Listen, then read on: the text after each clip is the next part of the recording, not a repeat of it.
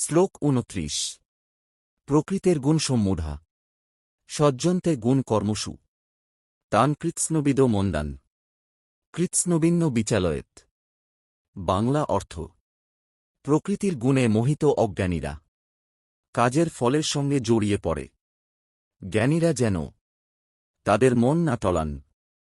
সংক্ষিপ্ত শিক্ষা: অজ্ঞান আসক্তি, জ্ঞান সহানুভূতি। শ্লোক ৩০। ময়ি সর্বাণি কর্মাণি সন্ন্যাসাধ্যাত্মচেতসা নিরাশীর নির্মম ভূত্তা যুদ্ধস্য বিগত জড়। বাংলা অর্থ: সব কাজ আমাকে অর্পণ করে, আত্মচেতনায় স্থির হয়ে, আসাম্যতা ত্যাগ করে, দুঃখভয়হীন হয়ে তোমার কর্তব্য করো। সংক্ষিপ্ত শিক্ষা: কাজ করো, ফল ছেড়ে দাও, ভগবানে ভরসা রাখো, এটাই কর্মযোগ। শ্লোক ৩১। যে মে মতমিদং নিত্যং অনুতিষ্ঠন্তি মানবা শ্রদ্ধাবন্তন সুয়ন্ত মুচ্যন্তে তেপি কর্মভিত।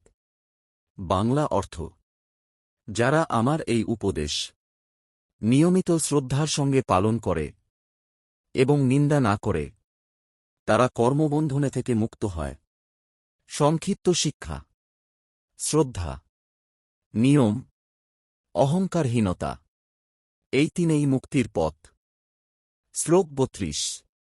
যে তেতদভ্য সুয়ন্ত নানুতিষ্ঠন্তি মে মতম সর্বজ্ঞানবিমূঢ়াংস্তান বিদ্ধি নষ্টান চেতস। বাংলা অর্থ: কিন্তু যারা অহংকারে অন্ধ হয়ে আমার এই উপদেশ মানে না, তাদের জ্ঞান বিভ্রান্ত, তাদের বিবেক নষ্ট হয়ে যায়। সংক্ষিপ্ত শিক্ষা: অহংকার, অবহেলা, অশ্রদ্ধা এগুলো মানুষকে পথভ্রষ্ট করে।